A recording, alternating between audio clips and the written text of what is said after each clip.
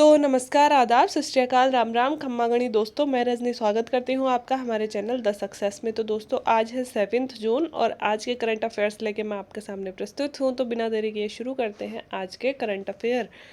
तो दोस्तों आज है 7 जून को स्पेशल जो डे मनाया जाता है वो है वर्ल्ड फूड सेफ्टी डे, है ना। फूड सेफ्टी डे मतलब नाम से ही आपको पता चल रहा होगा कि फूड की सेफ्टी के लिए यह डे मनाया जाता है। तो थोड़ा सा इसके बारे में पढ़ लेते हैं दोस्तों। यह प्रतिवर्ष 7 जून को मनाया जाता है और इस खास दिन की शुरुआत विश्व स्वास्थ्य संगठन, अब कौन करेगा दोस्तों, ऐसे फूड वगैरह के काम कौन करता है, वर्ल्ड हेल्थ ऑर्गेनाइजेशन ही करता है ना। तो उसी ने किया है, विश्व स्वास्थ्य संगठन ने की थी और 2018 में संयुक्त राष्ट्र महासभा ने इसे विश्व दिवस के तौर पर मनाए जाने का ऐलान कर दिया था। तो दोस्तों वर्ल्ड जो हेल्थ ऑर्गेनाइजेशन है उसने बोला था कि ऐसा एक दिवस मनाया जाना चाहिए और फिर 2018 में दोस्तों जो यूएन है उसकी जो महासभा है वही सारे निर्णय करती है, तो उन्होंने अलाउ कर दिया था कि हाँ बिल्कुल ऐसा एक दिवस मनाया जाना चाहिए। दूषित भोजन खाने के बाद में हर साल 5 साल से नीचे के हजारों बच्चों की मौत हो जाती है। तो ये आंकड़ा जो हम आज कोरोना से देख रहे हैं कितने लोग मर रहे हैं, ऐसे कुछ आंकड़े ऐसे हैं दोस्तों जिनके बारे में हम गौर भी नहीं करते हैं। जैसे कि दुर्घटना, एक्सीडेंट में मरने वाले लोग, सांप खाने के पश्चात मरने वाले लोग, है ना। इन कुछ डेटाज में इंडिया बहुत आगे है ना। और ऐसा ही एक डेटा, ये इंडिया की बात नहीं हो रही बट ऐसा एक डेटा है जिसके बारे में हम मतलब ध्यान भी नहीं देते हैं कि दूषित भोजन खाने से 5 साल से छोटे जो बच्चे होते हैं ना उनके नीचे हजारों बच्चे, 5 साल से कम एज के हजारों बच्चे मर जाते हैं। किससे? दूषित भोजन खाने से। बिकॉज हमें जागरूकता नहीं है भोजन को लेकर के, शुद्ध भोजन क्या होता है, दूषित भोजन क्या होता है, इसलिए मर जाते हैं, है ना। तो आज के दिन का उद्देश्य खाद्य जनित खतरे और बीमारी को रोकने के बारे में लोगों को जागरूक करना है कि भाई गलत खाने से मतलब दूषित भोजन खाने से क्या खतरे हो सकते हैं, उनसे क्या बीमारियां हो सकती हैं, उनको रोकने के लिए यह दिवस मनाया जाता है। तो इसी के लिए दोस्तों जागरूकता हो रही है, की जा रही है। विश्व खाद्य सुरक्षा दिवस के लिए इस साल का विषय सुरक्षित भोजन आज स्वस्थ कल के लिए है। मतलब इसकी जो थीम है 2021 की वो है सुरक्षित भोजन आज स्वस्थ कल के लिए। मतलब सुरक्षित भोजन करो और आज भी स्वस्थ रहो और अपने कल को भी सुरक्षित रखो, ठीक है। जो सुरक्षित भोजन को खाने और पैदा करने पर फोकस करता है। दोस्तों हम सुरक्षित भोजन कब खाएंगे? जब हम अच्छा भोजन पैदा करेंगे। एक मूवी है दोस्तों इसमें, उसका नाम है, ये साउथ इंडियन मूवी है और उसका नाम है बेशक्ल। हाँ बेशक्ल, मैंने अभी कुछ दिन पहले ही देखी थी, SHAKL, हाँ ऐसे ही करके वो मूवी है। वो मूवी आप देखोगे तो आपको पता चलेगा कि कितना भयानक खाना हम खा रहे हैं और क्या क्या उससे हमारे शरीर पे असर हो रहा है। और मतलब जाने अनजाने हम ऐसी चीज़ें खा रहे हैं जो लगभग हमारे लिए जहर के बराबर है। और इसीलिए दोस्तों आजकल जो लाइफस्टाइल डिजीज़ है वो इतनी ज़्यादा फैल गई है क्योंकि फैटी एसिड्स जो हम खाते हैं, चिप्स वगैरह, पिज़्ज़ा वगैरह, जो भी स्टे वाले फूड होते हैं जो कुछ दिन जैसे मैगी हो गया, इनको समेट कर रखा जा सकता है। ऐसे वाले फूड्स में फैटी एसिड बहुत ज़्यादा होता है और वो फैटी एसिड क्या करता है, हमारे जो नसें होती हैं जो हार्ट तक जाती हैं दोस्तों, उनको ब्लॉक करने लगता है धीरे धीरे धीरे धीरे करके। तो हम हमारे बच्चों को जो इस तरह के एसिड्स देते हैं उसकी वजह से दोस्तों हमारी जो नसें हैं वो ब्लॉक हो जाती है और आगे चलकर वो हार्ट अटैक और बहुत सारी बीमारियों का खतरा बनती है ना। तो इस तरह से दोस्तों हमें पता भी नहीं होता कि हम क्या खा रहे हैं और हम एक तरह से ऐसी चीज़ें खा रहे हैं। तो अगर टाइम लगे आपको कभी तो बेशक्ल मूवी देखना, साउथ इंडियन की, अभी रिलीज़ हुई है कुछ दिन पहले ही। तो मुझे साउथ इंडिया की मूवी एक्चुअली बहुत पसंद होती है, सारी नहीं लेकिन बहुत सारी मूवीज़, अगर जैसे कि मैं मूवीज़ देखती हूँ, सोशल मीडिया की एक देखिए एक नई गाइडलाइन आई है ना, जिसमें क्या है कि आप अगर कोई भी कंटेंट यूट्यूब पे डाल रहे हो तो उसका डिस्क्रिप्शन आपको देना पड़ेगा कि इस कंटेंट में आप क्या डाल रहे हो। जैसे मेरे हर एक वीडियो के नीचे डिस्क्रिप्शन होता है कि मेरे वीडियोस किस लिए आते हैं, है ना, कि क्या है इनका मकसद और क्या इसमें अंदर होगा। तो मैं डालती हूँ कि भाई RAS और प्रतियोगी परीक्षाओं की तैयारी करने के लिए जो GK वगैरह जो पढ़ते हैं या फिर आंसर राइटिंग वो वाले, ये सब डिस्क्रिप्शन में डालती हूँ, है ना। तो ऐसे ही दोस्तों जब जब भी मैं कोई साउथ इंडियन मूवी ओपन करती हूँ या फिर कोई भी मैं चूज़ करती हूँ कि आज ये देखने रही है तो उससे पहले क्या होता है, डिस्क्रिप्शन पढ़ लेती हूँ। डिस्क्रिप्शन से क्या पता चल जाता है कि इस मूवी की जो अंदर है वो है क्या, स्टोरी क्या होगी, है ना। तो वैसा देखे उससे क्या होता है, कई बार हम बहुत बकवास मूवी भी देखने लगते हैं, बाद में पता चलता है क्या देखा यार, है ना। तो टाइम और ख़राब हो जाता है। तो अच्छी अच्छी मूवी आप भी डिस्क्रिप्शन पढ़ सकते हैं पहले, तो एक अच्छी स्टोरी हमें लगे वही हमें देखनी चाहिए। तो वही मैं देखती हूँ। तो वो बेशक्ल मूवी मैंने देखी थी, बड़ी अच्छी मूवी है और इसी को लेकर है दोस्तों, वो खाने को लेकर ही है ना। तो कभी टाइम मिले तो वो देखना, ऐसी मूवीज़ जागरूकता पैदा करती हैं। और जो मैंने उस दिन बताई थी ना, द डिजिटल थीफ और द रिटर्न ऑफ अभिमन्यु, है ना, ऐसे करके दो तीन मूवी है। ये भी साउथ इंडिया की हैं। और ये किस पे है, ये है जो दोस्तों डेटा चोरी वगैरह जो होता है ना अपना, इन पे बनाई हुई है। तो इनसे भी हमें बहुत जागरूकता मिलती है कि किस तरह से हम अपने डेटा को सेफ रख सकते हैं। तो इन सारी मूवीज से भी हमें बहुत कुछ सीखने को मिलता है। तो कभी कभी जब संडे को हम फ्री होते हैं, मतलब आप लोग अगर फ्री हो, किसी भी दिन पढ़ने का मन नहीं कर रहा हो, बोर हो गए हो, दिमाग बिल्कुल डिप्रेस सा हो गया, तो उस दिन आप मूवीज ज़रूर देख सकते हैं। ठीक है। तो दोस्तों ये भोजन के प्रति जागरूकता पैदा करने के लिए सुरक्षित भोजन आज स्वस्थ कल के लिए यह दिवस मनाया जाता है, जो सुरक्षित भोजन खाने और पैदा करने पर फोकस करता है। भोजन सुरक्षित होना लोगों के लिए, धरती के लिए और अर्थव्यवस्था को तत्काल और लंबे समय तक फायदा पहुंचाता है। ऑब्वियसली दोस्तों, अगर हम जहर खाते हैं तो हमारी धरती को भी हम जहर ही देते हैं। बताओ कैसे। जैसे कि दोस्तों हरित क्रांति से पहले ऑब्वियसली हमारे यहाँ पे अनाज कम होता था, है ना, लेकिन जो भी खा रहे थे हम देसी अनाज खा रहे थे, उसमें खाद वगैरह नहीं था, मिलावट नहीं थी। ठीक है। अब हरित क्रांति आ गई, उसके बाद में हम अनाज में तो हम आत्मनिर्भर बन गए, इंडिया को कभी वापस अनाज खरीदने की ज़रूरत तो नहीं पड़ी। लेकिन उसके बाद से हमने दोस्तों इतने खाद वगैरह हमारे भूमि में इस्तेमाल किए कि हमें तो दोस्तों आपको पता ही है, हरियाणा और पंजाब, उस तरह पंजाब मोस्टली कैंसर का हब बन चुका है। ठीक है। वहाँ से बाकायदा कैंसर की ट्रेन चलती है अपने बीकानेर के लिए, है ना। तो वो तो है ही, है ना, कि लोग तो बीमार हुए ही हैं, उससे ज़्यादा वहाँ की धरती बंजर हो गई। क्यों? क्योंकि जो दोस्तों वो धरती के अंदर जो वो खाद जाता है, वो केमिकल जाता है, वो धरती में भी समाता है, उससे धरती भी धीरे धीरे बंजर होती है। और फिर वो पानी के साथ बहकर नदियों में भी आता है, तो नदियों में भी जाता है। इसके साथ ही दोस्तों बहुत सारे केमिकल तो ऐसे होते हैं, जो चिड़िया वगैरह होती है, आपने पढ़ा होगा कि बाज भी कहीं ना कहीं केमिकल्स की वजह से ही, उसका नाम अभी मैं भूल गई, आप बताइएगा, चलिए कमेंट बॉक्स में कमेंट करके, डाइक्लोरोफिन ऐसे कुछ करके है। तो वो वाला केमिकल खाने से ही, वो एक दवा होती है जो हम देते हैं कीटनाशक के रूप में, और अगर वो कीटनाशक के रूप में चूहे वगैरह को वो बाज वगैरह खा लेते हैं तो वो उसके जो किडनी, मतलब उसके जो गुर्दे हैं उसमें से वो निकल नहीं पाती है बहुत दिन तक, और आखिरकार उनकी मृत्यु हो जाती है। ठीक है। तो ऐसे केमिकल्स ना सिर्फ हमें ख़राब कर रहे हैं, बल्कि हमारी धरती को, हमारी पूरी इकोनॉमी को, पूरे इकोसिस्टम को ख़राब कर रहे हैं, है ना। तो इसके लिए जागरूकता की ज़रूरत है, ताकि हम अच्छा मतलब पैदा भी अच्छा करें और बनाए भी अच्छा। अब हमारे यहाँ पे दोस्तों बहुत सारी चीज़ें बड़ी शानदार पैदा होती हैं। लाइक हमारे यहाँ पे बिहार में लीची बड़ी शानदार पैदा होती है। हमारे यहाँ का अल्फांसो आम है, जो विश्व में कहीं नहीं पैदा होता है। इसके अलावा हमारे जैसे बासमती चावल भी बहुत रेयर मिलते हैं, लेकिन हम क्या करते हैं, बासमती पूरा चावल जा रहा है अमेरिका, लीची जा रही है ब्रिटेन में, आम जा रहा है विदेशों में, और हम क्या कर रहे हैं, उसके जो बचे खुचे खराब खराब अंश है ना, मतलब जो खराब क्वालिटी है, वो इंडिया वालों को मिल रही है। तो हम अच्छा उपजा बहुत सारी चीज़ें रहे हैं, लेकिन हम अच्छा खा नहीं रहे, बिकॉज हमारे पास इतने पैसे नहीं है, और वो हम ज़्यादा लाभ के चक्कर में विदेशों में भेज देते हैं। ये एक सच्चाई है, हम सबको पता भी है। खैर, एक दोस्तों हमने थोड़े दिन पहले बात की थी माउंट निरागोंगो ज्वालामुखी के बारे में, है ना। तो ये इसलिए फिर से चर्चा में है दोस्तों, क्योंकि इसमें भारत का कुछ नाम आया है। वो कैसे? तो सबसे पहले तो ये हुआ कहाँ था, कांगो। कांगो का पूरा नेम क्या है, डेमोक्रेटिक रिपब्लिकन ऑफ कांगो के गोमा शहर के नज़दीक ये ज्वालामुखी विस्फोट हुआ था। और हमें पता है एक्टिव ज्वालामुखी है, तो इसमें विस्फोट होता ही रहता है। तो ये मैंने गूगल से लिया था कि शनिवार को फट गया, जिससे पूरा आसमान लाल रंग का हो गया, लावा बहकर सड़कों पे आ गया, और ज्वालामुखी फटने से लोग दहशत में आ गए और घरों से भागे। तो अब दोस्तों इस ज्वालामुखी के लिए जो नुकसान हुआ है, जो मतलब बचाव राहत कार्यक्रम चलते हैं ना वहाँ पे, तो लोगों को नुकसान और सहायता पहुँचाने के लिए, है ना, यूएन के पीस कीपिंग मिशन भेजे जाते हैं। तो भारत की सेनाएं गई हैं दोस्तों अभी कांगो में, यूएन के पीस कीपिंग मिशन में।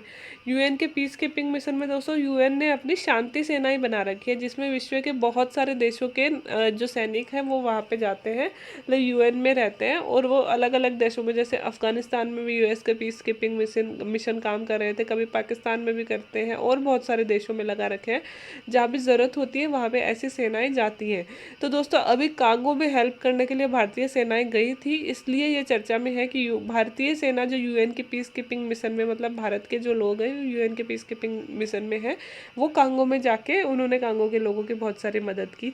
तो यहाँ पे दोस्तों पीस कीपिंग मिशन के थोड़ा सा जानकारी पढ़ लेते हैं, बिकॉज जब भी यूएन का नाम आता है ना तो भारत को क्या स्थायी सीट मिलनी चाहिए या नहीं मिलनी चाहिए यूएन में, है ना। तो उसमें जब हम पक्ष में तर्क देते हैं ना, तो दोस्तों एक तर्क यह भी देते हैं कि यूएन के जो पीस कीपिंग मिशन है ना, उसमें सबसे ज़्यादा योगदान आज तक इंडिया ने दिया है ना।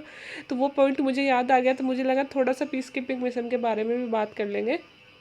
तो 1948 में UN Nations peace keeping mission की शुरुआत हुई थी, और अब शुरुआत से लेकर अब तक 71 में से 49 मिशन में 2 लाख भारतीय अपनी सेवाएं दे चुके हैं। तो आप समझ रहे हो कि आज तक यूएन के 75, ये थोड़ा डेटा 1-2 साल पुराना हो सकता है, लेकिन लगभग आप जान ही सकते हो 71 मिशन हुए थे, उसमें से 49 मिशन में भारत के सैनिक जा चुके हैं। लगभग 2 लाख सैनिक जा चुके हैं। इनमें से 28 मिशन ऐसे रहे हैं जिसमें भारत और पाकिस्तान के सेना के जवान एक साथ जा चुके हैं। भारत में अब तक दूसरे किसी भी देश से ज़्यादा सैनिक पीस कीपिंग मिशन पर भारत भेज चुका है, ये है इम्पोर्टेंट बात।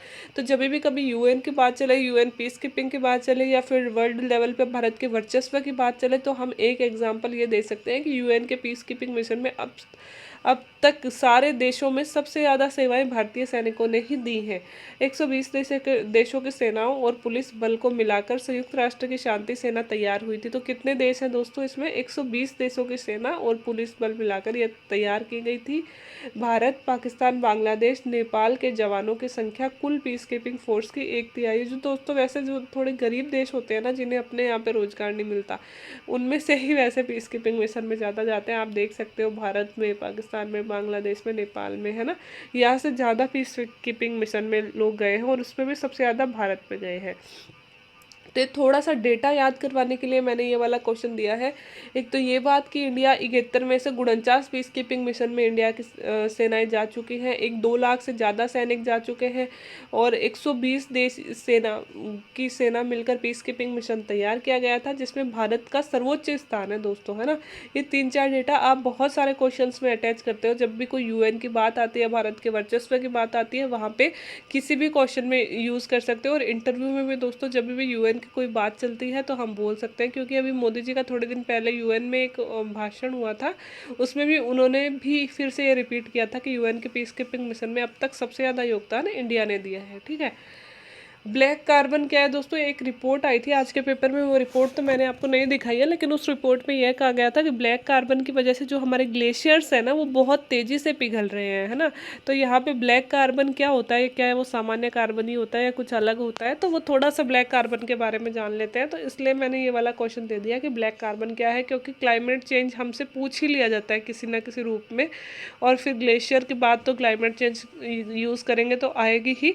तो इसलिए मैंने एक दे दिया है कि वैज्ञानिक पत्रिका है एटमॉस्फेरिक एनवायरनमेंट में प्रकाशित एक शोध के अनुसार कृषि अपशिष्ट दहन और वनाग्नि से उत्पन्न ब्लैक कार्बन के कारण गंगोत्री हिमनद के पिघलने की दर में वृद्धि हुई है। और आज के पेपर में भी कुछ ऐसा ही था कि जो गंगोत्री हिमनद है, हमारे हिमालय के ग्लेशियर है, वो लगातार पिघलते जा रहे हैं, है ना। तो दोस्तों निकलता किससे किससे? 2 चीज़ों से तो इनसे निकल रहा है, एक तो कृषि अपशिष्ट से और एक वनों में लगने वाली अग्नि से, है ना। इनसे ब्लैक कार्बन निकलता है, और इनसे ब्लैक कार्बन जो निकल रहा है उससे गंगोत्री हिमनद के पिघलने की दर बहुत ज़्यादा बढ़ रही है दोस्तों। जब हमारे यहाँ पे अभी कौन सा ग्लेशियर, अभी जो ग्लेशियर फटा था, और बद्रीनाथ कौन सा तो था, उसका नाम थोड़ा मैं मिस कर रही हूँ। अभी जो हमारे यहाँ पे ग्लेशियर की त्रासदी हुई थी ना उत्तराखंड में, है ना, उस टाइम पे भी दोस्तों ये ब्लैक कार्बन चर्चा में आया था। तभी भी मुझे याद आ रहा है उस टाइम भी ये याद आया था, सॉरी चर्चा में आया था। और वो क्यों आया था वो मैं थोड़ा सा आगे बताती हूँ क्यों आया था दोस्तों। पहले ये देख लो ब्लैक कार्बन होता क्या है। ब्लैक कार्बन जीवाश्म और अन्य जैव ईंधनों के अपूर्ण दहन, ऑटोमोबाइल, कोयला आधारित ऊर्जा संयंत्रों के से निकलने वाला एक पार्टिकुलेट मैटर है।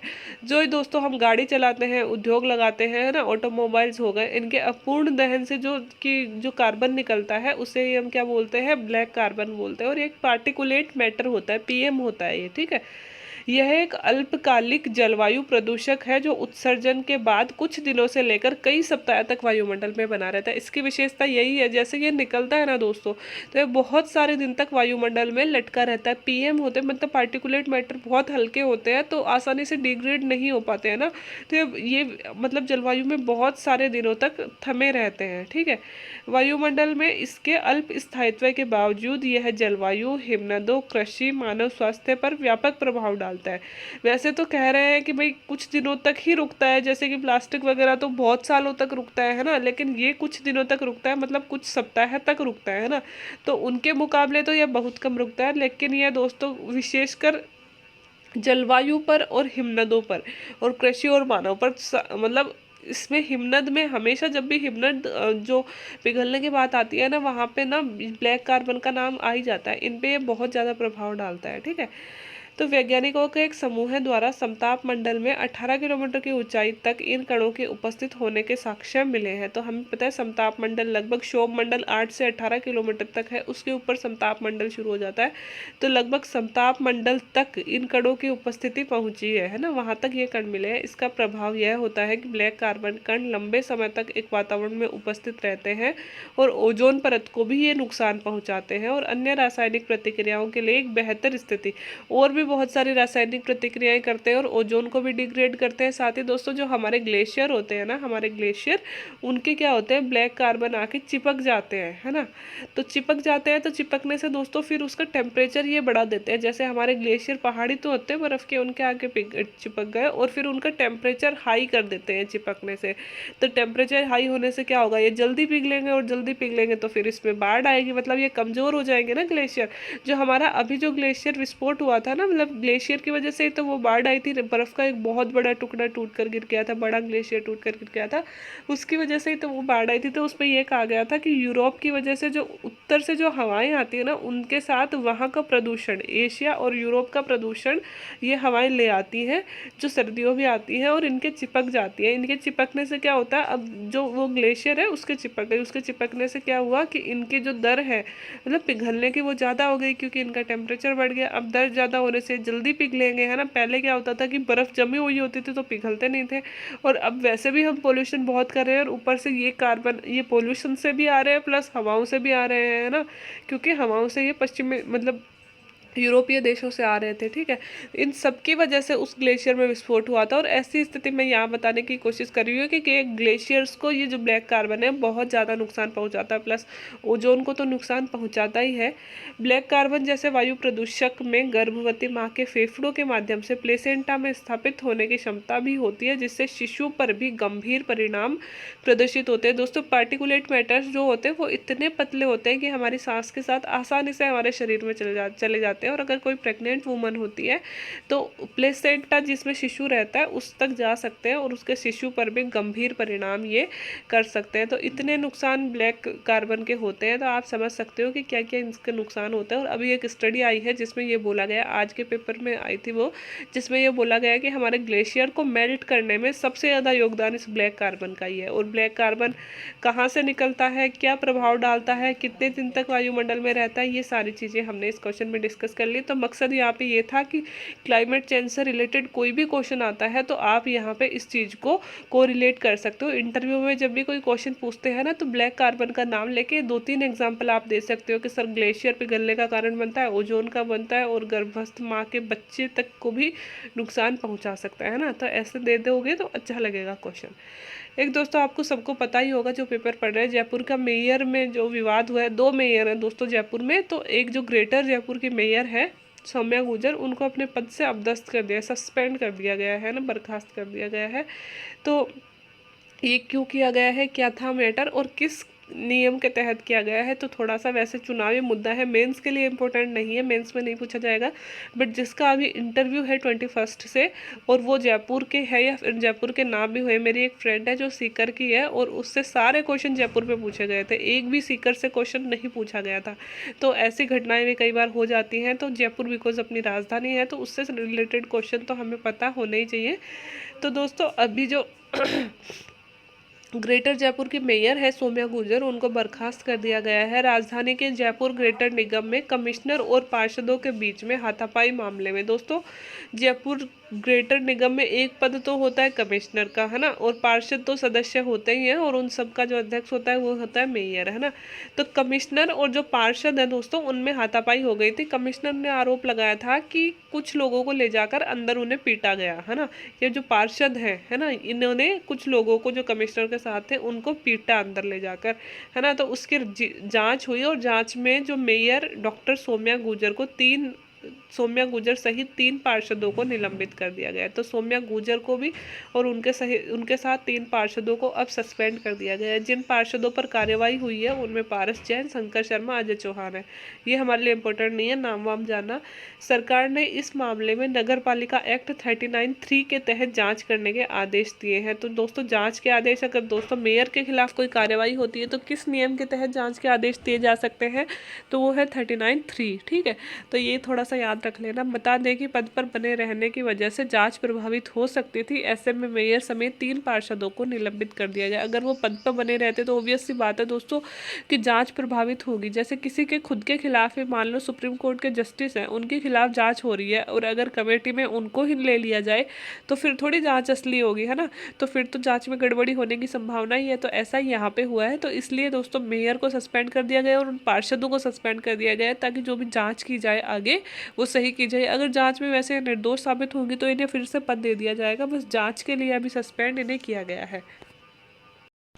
इससे पहले रविवार को कमिश्नर और पार्षदों के बीच हाथापाई को लेकर प्रताप सिंह ने कहा था कि हाथापाई करने वालों पर भी कार्रवाई होगी। तो ये छोड़ो, ये पॉलिटिकल बातें हैं। हाथापाई हुई थी दोस्तों बीवीजी कंपनी की वैकल्पिक व्यवस्था को लेकर। बीवीजी कोई सफाई कंपनी है, तो उसकी वैकल्पिक व्यवस्था को लेकर हाथापाई हुई थी। शुक्रवार को मेयर, पार्षदों और आयुक्त की मीटिंग चल रही थी, और इसी बीच कई पार्षदों की आयुक्त के साथ कहासुनी हो गई। कहासुनी के बाद हाथापाई हुई, जिसके बाद में निगम में पुलिस प्रशासन को तैनात किया गया। धीरे धीरे मामला गर्माता गया, और एक तरफ निगम अधिकारी आयुक्त के पक्ष में एकजुट होने लगे तो दूसरी तरफ के सौम्या गुर्जर लगातार पार्षदों के पक्ष में खड़ी रही। तो सौम्या गुर्जर तो दोस्तों अपने पार्षदों की तरफ थी, और जो आयुक्त थे उनके खिलाफ, उनके पक्ष में ज़्यादातर लोग उनके पक्ष में आने लगे। मतलब कहीं ना कहीं जो पिटाई वगैरह हुई थी वो असली में हुई थी, और सौम्या गुर्जर कह रही थी कि ऐसे कोई पिटाई विटाई हुई नहीं, मेरे पार्षदों ने ऐसा कुछ नहीं किया। तो इसलिए अभी जाँच के लिए इन्हें सस्पेंड कर दिया गया है। तो ये मुद्दा दोस्तों, मैं बार बार कह रही हूँ कि मेंस के लिए बिल्कुल भी इम्पोर्टेंट नहीं है, नहीं पूछा जाएगा, लेकिन जो अभी इंटरव्यू दे रहे हैं उनके लिए थोड़ी सी जानकारी ऐसे होनी चाहिए। और फिर इसके साथ ही दोस्तों आप नगर पालिका जो 73वां संविधान संशोधन था, 74वां संविधान संशोधन, वो भी पढ़ लेना कि मेयर कौन होता है, कौन पार्षद होते हैं, कैसे इनका चुनाव होता है, इस बार कितने अपने यहाँ पे कितनी नगर पालिकाएँ हैं और उसमें कितने मेयर हैं, है ना, और कितने में, मतलब मेयर तो ठीक है, मेयर तो जैसे हैं, और कितनी महिलाएं हैं उसमें, ये भी इम्पोर्टेंट बात है। तो ये सारी चीज़ें भी आप थोड़ा सा देख लेना। जैसे 7 अपने नगर निगम है ना, तो 7 नगर निगमों में इस बार 4 महिलाएं हैं, तो ये इम्पोर्टेंट हो जाता है। तो ये सारी चीज़ें आप यहाँ से देख लेना, ठीक है, जिनका अभी इंटरव्यू है।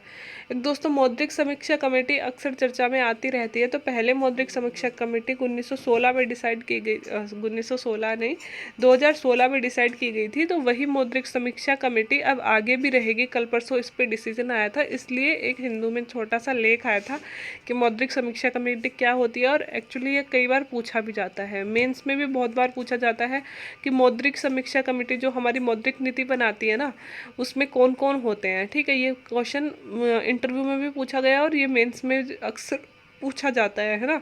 तो ये हमारी इकोनॉमी भी उधर भी कवर हो जाएगी प्री मेंस के लिए, और इंटरव्यू में अगर पूछ लिया जाए, बाय द वे किसी के इकोनॉमिक्स वगैरह हो उनसे अक्सर पूछ लिया जाता है, और वैसे सामान्य लोगों से भी पूछ लिया जाता है। अगर आपने ये देखे होंगे आईएएस के इंटरव्यू, तो आईएएस के इंटरव्यू में तो ज़्यादातर यह पूछा ही जाता है, इसका पूरा संगठन पूछ लिया जाता है।